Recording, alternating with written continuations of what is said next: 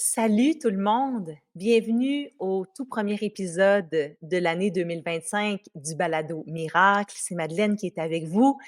Tellement heureuse de vous retrouver après cette période des fêtes pour le bilan 2024, intention 2025. Donc, ce qu'on va faire dans les 30 prochaines minutes ensemble, c'est vraiment de repasser en revue l'année qui vient de se terminer, nos bons coups, nos mauvais coups, ce qu'on a appris, ce qu'on a envie de retenir, ce qu'on voudrait arrêter de faire, commencer à faire en 2025. Et donc, quelles sont nos intentions pour cette année? Comment on veut la vivre, l'année 2025? Dans quel état? Avec quels objectifs? Donc, on va prendre le temps de faire ce bilan-là, cet arrêt-là, parce que je pense que c'est important de faire le point et de réajuster le tir avant de poursuivre, avant d'entreprendre une nouvelle année. Alors, bienvenue au Balado Miracle.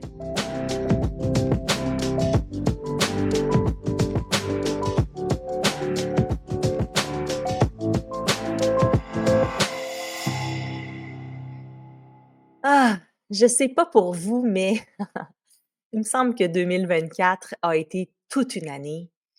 Hem, que ça a été bien rempli pour ma part. En même temps, hem, quand même moins que les 3 autres d'avant. Hem, j'ai vendu Rose Bouddha, il y a eu quelques années qui sont passées, j'ai fait beaucoup de ménage dans ma vie. Heu, je suis déménagée dans le bois, donc ça change quand même le rythme, là, moi qui étais à Montréal. Donc il y a beaucoup de douceur qui s'est installée et en 2024, c'était quand même plus, relax. C'est-à-dire qu'il y avait plus d'espace, il y a plus d'air dans mes journées, il y a plus de temps, mais quand même, on dirait que quand on fait de la place, quand on fait des trous, ben ça se remplit vite, hein? Avez-vous remarqué ça? La nature a horreur du vide, donc tu dis non à 3-4 affaires, tu enlèves 3-4 affaires, puis il y a 3-4 affaires qui se remplacent et qui viennent se mettre dans les trous.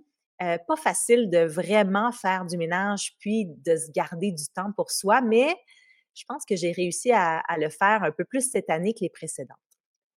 Donc je ne sais pas comment ça s'est passé pour vous, mais en tout cas, on va faire le bilan de ça. Chacune de notre côté, si vous avez l'occasion de prendre un papier, un crayon, ce serait bien de pouvoir écrire parce que je vais vous poser 10 questions. On va faire ce bilan et créer nos intentions pour la nouvelle année en 10 temps. Vous pouvez très bien le faire dans votre tête si vous êtes en voiture, transport en commun, vous marchez, il n'y a pas de problème, vous le faites dans votre tête. Mais si vous avez envie d'écrire et peut-être même de conserver ces écrits-là, moi, j'adore relire mes bilans d'année en année. Il y a des choses qui reviennent, hein, que j'ai pas vraiment réussi à atteindre dans l'année. Puis il y a des choses qui, oh wow, hey, ça, c'est vraiment derrière moi. C'est le fun un peu de se voir aller. J'adore lire les choses que j'ai écrites dans les dernières années. Quand je retombe là, sur parce que moi, j'ai eu le réflexe de beaucoup écrire, tu sais, mes intentions, ce que je désire, où est-ce que je veux m'en aller. Fait que, un peu style vision board, mais juste des écrits. Quand je retombe là-dessus, je trouve ça tellement cool. Comme: «Oh, ça, j'ai réussi. Ah, ça, je l'ai pas fait finalement. C'est pas ça pantoute qui est arrivé», même si c'est ça que je voulais, pas ça pantoute qui est arrivé. Je trouve ça chouette. Donc, sans plus tarder, on va commencer avec une liste. Ça peut être 3, ça peut être 5, ça peut être 10, OK? J'aimerais ça que vous réfléchissiez, que vous écriviez 3, 5, 10, je ne sais pas combien il y en a qui vont vous venir là, mais des choses pour lesquelles vous êtes reconnaissante, qui se sont passées en 2024.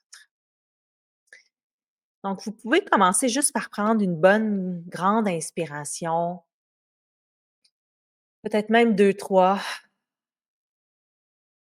juste pour, arriver dans l'instant, pour aller connecter avec vous-même, pour aller voir donc cette année, envers quoi je ressens de la reconnaissance? Mmh. Vous pouvez y aller, par thème, dans la famille, par exemple, avec votre, conjoint, conjointe. vos enfants, vos parents. Ça peut être dans le cadre du travail, des réalisations professionnelles que vous avez faites ou hem, des gens que vous avez rencontrés. Ça peut être vraiment là, vous avec vous-même. Envers quoi vous êtes reconnaissant de l'année 2024? C'est très important de mettre les bases de la reconnaissance pour pouvoir bâtir là-dessus, hein, puis avancer.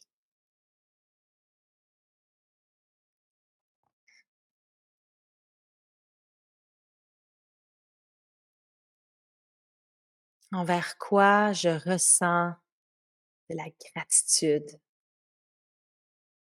de la reconnaissance. Peut-être des gens que vous avez rencontrés.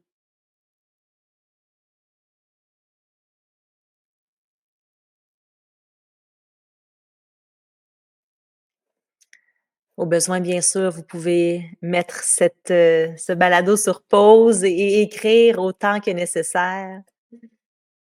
Donc, 5, 10 choses pour lesquelles vous êtes reconnaissant, qui se sont passées en 2024.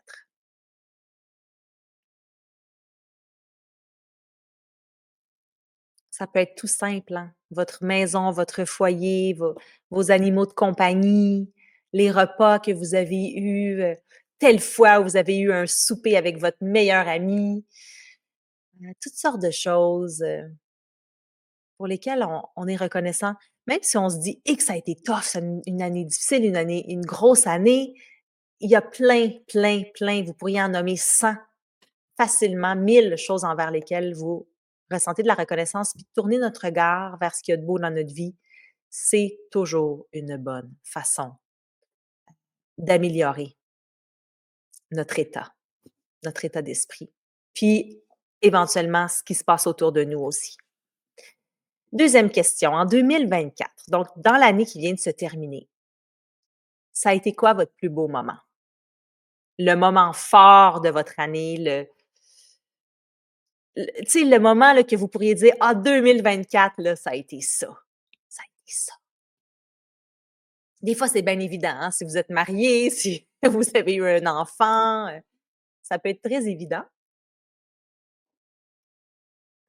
mais ça peut être quelque chose aussi de qui peut sembler banal, mais qui a tellement été important pour vous cette année, qui vous a fait vibrer, pleurer, rire, un voyage peut-être, une rencontre, le plus beau moment de votre année.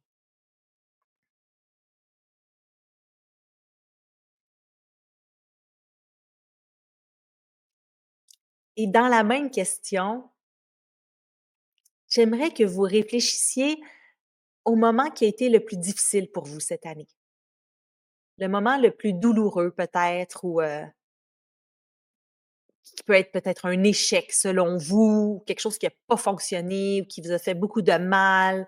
Puis je sais que c'est pas tentant de se replonger dans un beau bilan comme ça, de se replonger dans ce qui a fait du mal, ce qui a été difficile, mais encore là, les épreuves, on le sait, nous font grandir, nous aident à souvent, réaligner le tir, peut-être même à se propulser vers autre chose. Donc c'est important dans un bilan, je pense, de s'arrêter sur ce qui a été douloureux cette année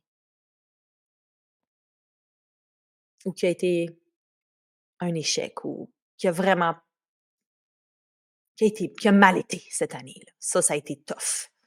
Ça peut être quelque chose qui est pas précis, tu sais, c'est pas un événement, c'est comme peut-être, ma gestion de ma colère ou ma réaction envers mes enfants ou ça peut être quelque chose d'un peu latent qui a comme duré dans le temps cette année.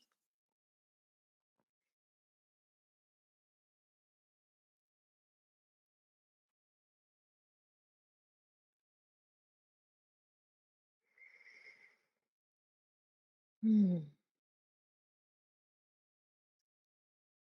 3e question. Au cours des 12 derniers mois, quels sont quel est ou quels sont le ou les défis que tu as été capable de surmonter? Quel défi est-ce que tu as relevé?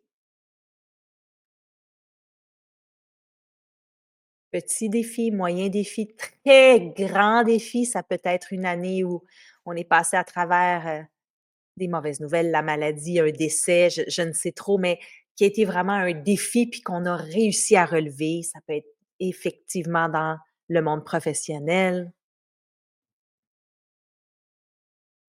Est-ce que tu as réussi à relever des défis, petits ou grands?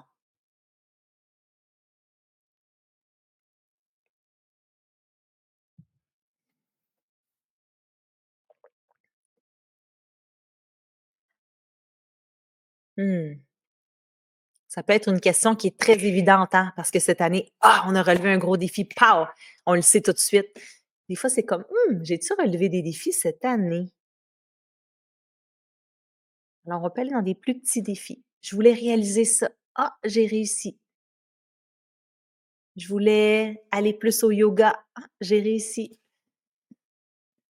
Je voulais cuisiner davantage. Je m'étais mis des petits défis comme ça, puis ah, oui ou non, je les ai surmontés. La quatrième question, elle est en lien avec, les défis qu'on a surmontés ou les échecs ou les moments plus douloureux qu'on a vécus cette année. La quatrième question, c'est: quelles sont les leçons que je peux tirer des moments qui ont été les plus difficiles dans ma vie cette année?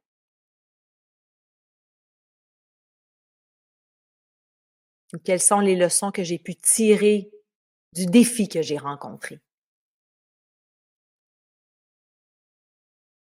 Autrement dit, qu'est-ce que j'ai appris cette année?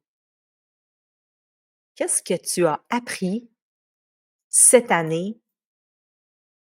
Et on le sait souvent, on apprend par un peu des chocs ou des moments plus difficiles, hein. Ce sont souvent ces moments-là qui nous font évoluer parce qu'on n'a pas le choix de réagir, puis de s'adapter, puis de: «Wow, OK, comment je vais prendre ça?»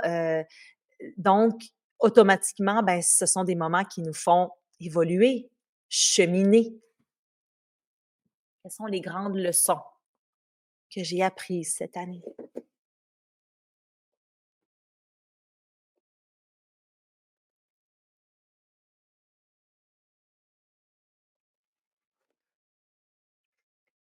On va maintenant tomber dans, la partie plus, 2025 de la chose. Hein, émettre nos intentions, regarder vers l'avant, décider de comment on va entreprendre cette nouvelle année. Alors la 5e question, c'est, hem, physiquement, comment j'aimerais me sentir en 2025? Et qu'est-ce que je suis prêt ou prête à faire pour me sentir bien, me sentir peut-être mieux physiquement?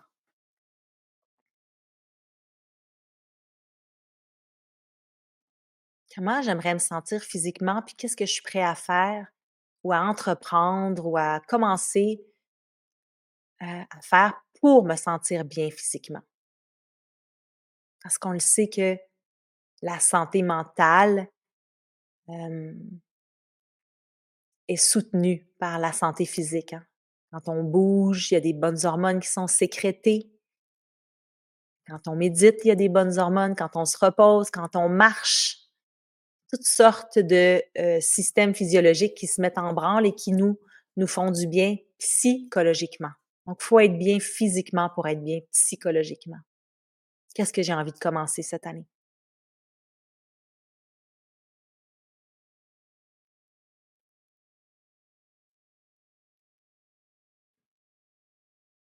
Et si pour vous, c'est un défi là de comme pour moi ça l'est là de mettre de l'activité physique dans ma vie, hem, ça peut être ridiculement facile, hein. Tu moi, il faut que je me dise: «Bon, moi j'aime le yoga, je vais au yoga toutes les semaines, 2 fois par semaine, mais tu sais 2 heures par semaine de yoga, c'est pas non plus,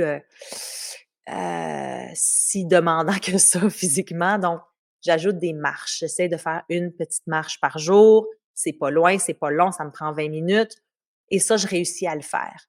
Donc Si pour vous, c'est quand même un défi de vous dire: «Ah, je vais aller au gym 5 fois par semaine ou je vais me mettre au jogging» ou commencez par des, objectifs qui sont faciles à atteindre. Genre, je vais marcher le midi autour du bureau, autour du bloc où je travaille ou quelque chose comme ça.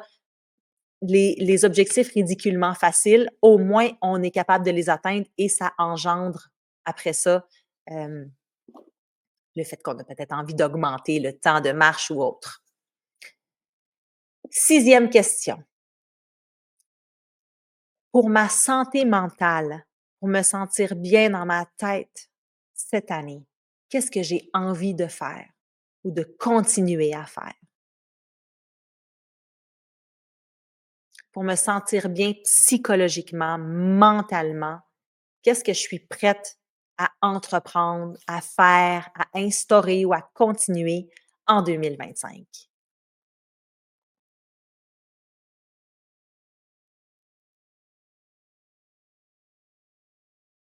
Mmh. Me reposer davantage la fin de semaine, lire davantage le soir à la place de regarder de l'écran, hem, bien manger, continuer à bouger, hein, on en a parlé, physiquement, continuer, ma méditation quotidienne ou instaurer une petite pratique de relaxation, méditation, respiration, voir mes amis, voir les bons amis, ceux qui font du bien.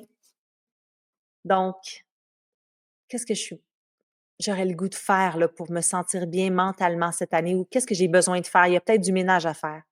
Il y a peut-être du gros ménage à faire aussi. Qu'est-ce que j'enlève? Qu'est-ce que j'arrête? Qui je coupe?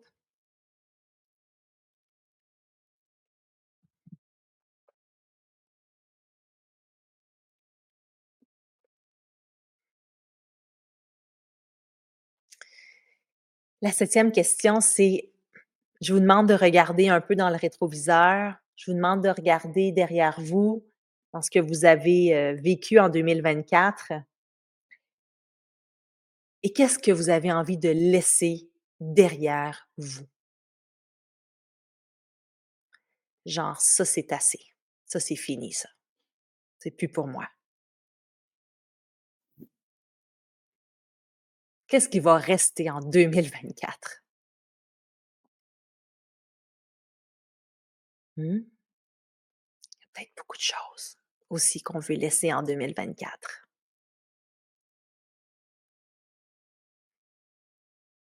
Ça peut être, des gens, des comportements que vous avez, des réactions que vous avez, peut-être un côté de vous.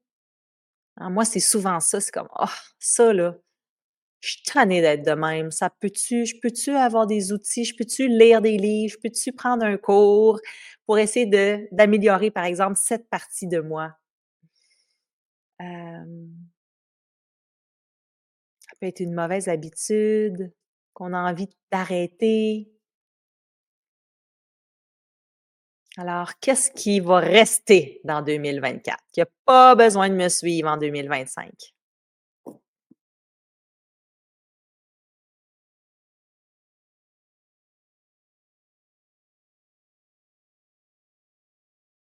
Mmh.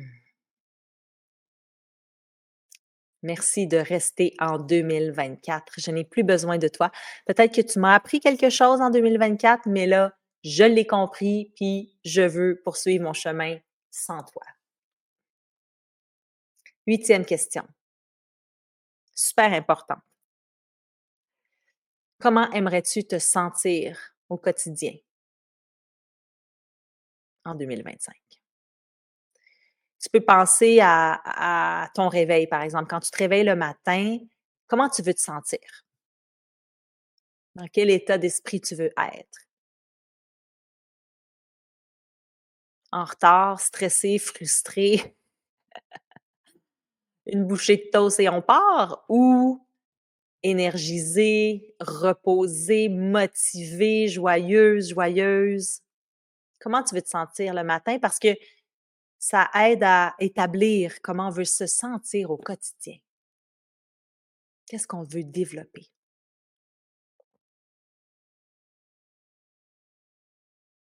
la paix intérieure, la présence,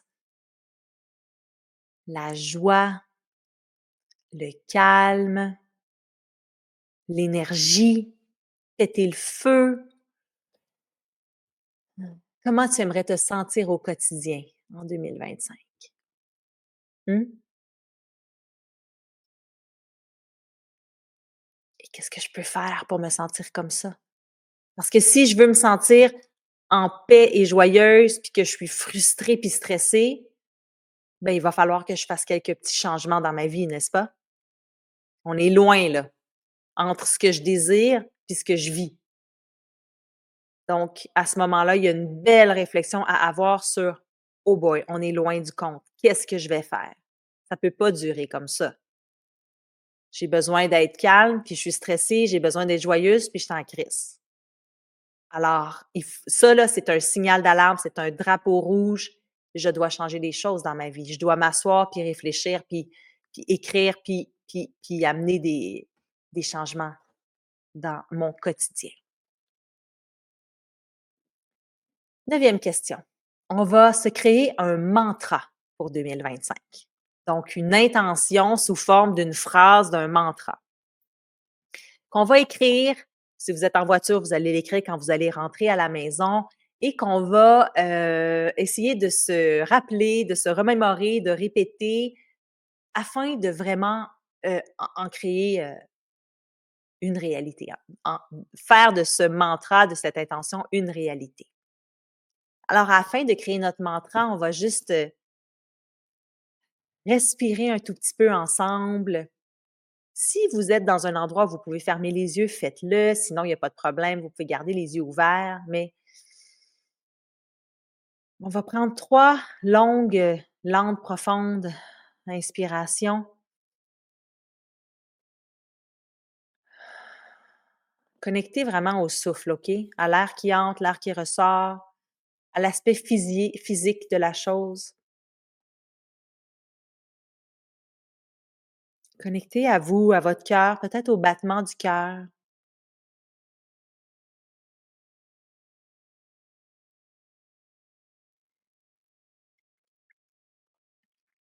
Et je vais vous poser une question et dans cet état de connexion, vous allez laisser monter la réponse. Essayez d'être à l'écoute de ce que l'intuition va vous dire, OK? Ou de ce que votre intérieur, votre vrai vous, votre dedans.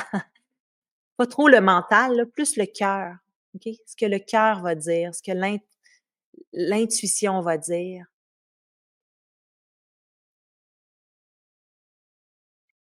Quelle est mon intention pour 2025?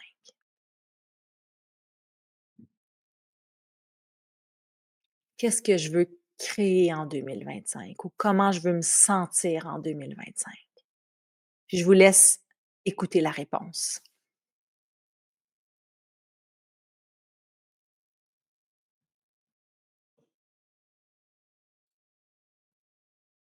En 2025, je veux,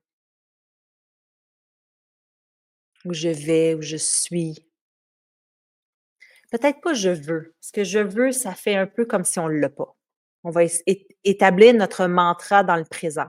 «Je suis» ou «je m'ouvre» ou «je» quelque chose qui est très présent, concret. Je suis présence, je suis amour, je m'écoute davantage, peu importe ce que c'est. Donc, à la positive, donc pas du style «j'arrête de», mais plutôt «je commence» ou «je fais déjà», «je fais ça». Dans la positive, dans le présent. En 2025, je suis ta ta ta, je fais ta ta ta. Donc c'est votre mantra. Pour en tout cas les premiers mois. Éventuellement, peut-être que vous allez sentir que vous y êtes, hein, que vous avez atteint votre objectif et vous pourrez choisir un autre mantra.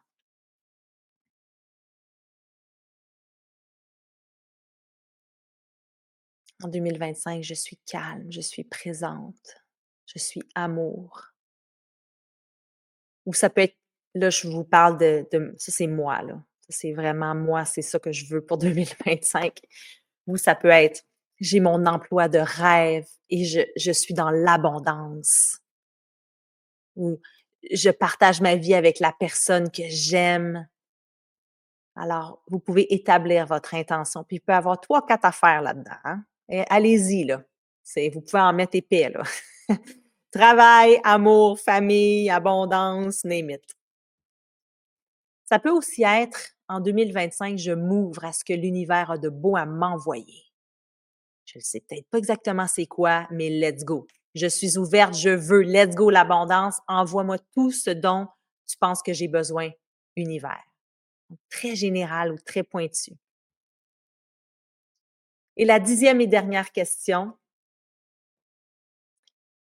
j'aimerais que tu réfléchisses à quelle partie de toi tu aimerais mettre de l'avant cette année ou tu aimerais développer davantage cette année?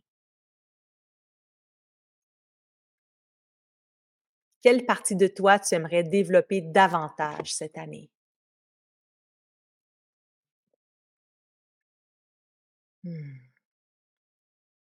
La partie patiente, la partie calme, la partie joyeuse? Mmh. La partie courageuse, la partie entreprenante, la partie qui se respecte, la partie qui s'écoute, qui se donne le droit de se reposer. Quelle partie de toi aimerais-tu développer cette année?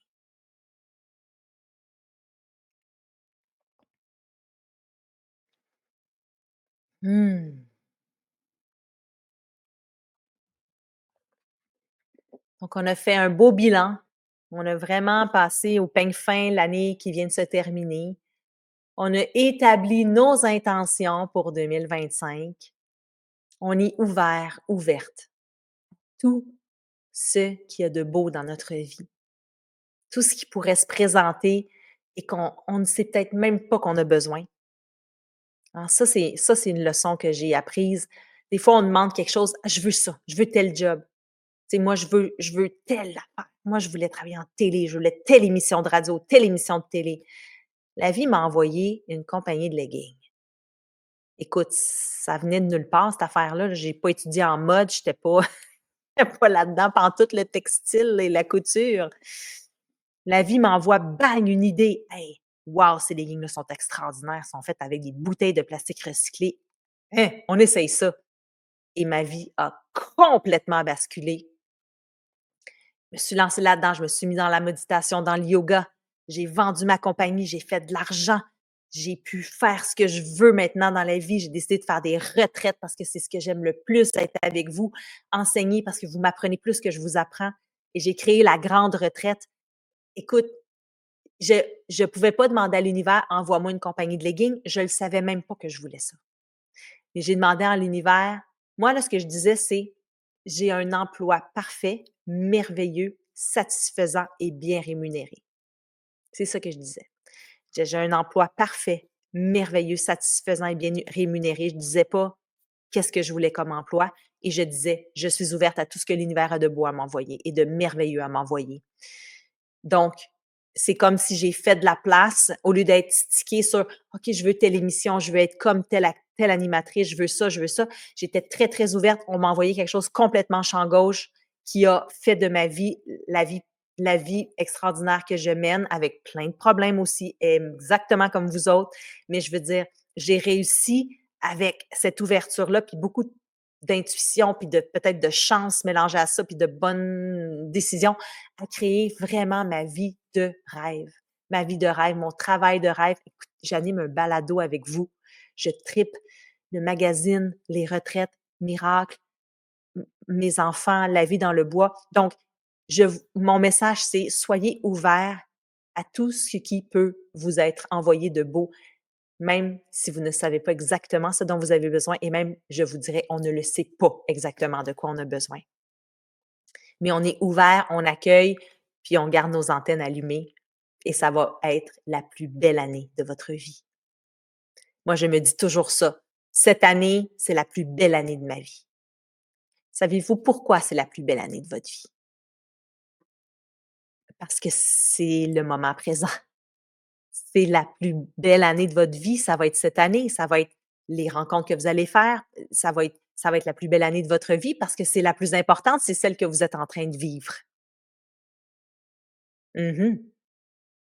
Et parce que vous avez des outils, vous êtes capable de bien communiquer, de faire vos demandes, de poser les bonnes actions, d'amener des bonnes pratiques dans votre vie et donc ça sera la plus belle année de votre vie. Merci infiniment d'avoir passé ce moment avec moi. Merci de votre confiance.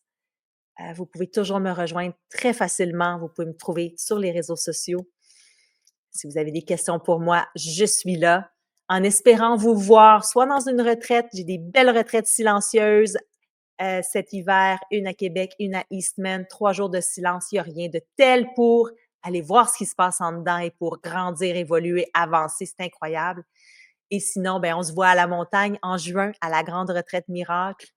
Je vous embrasse. Merci beaucoup, beaucoup. À très bientôt, j'espère. Ciao. Ce balado est propulsé par Miracle, la grande retraite. Viens repenser ta vie lors de ce week-end totalement transformateur, comprenant des ateliers et des conférences qui touchent tous les sujets qui te font du bien.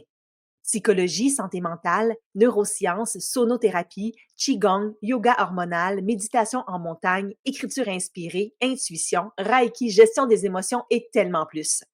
Viens vivre une cérémonie de cacao, une marche sur le feu et 300 tambours qui jouent au même rythme. Invité d'honneur, Sophie Grégoire Trudeau. Du 13 au 15 juin 2025 à Mont-Tremblant. Retraite-miracle.com pour tous les détails.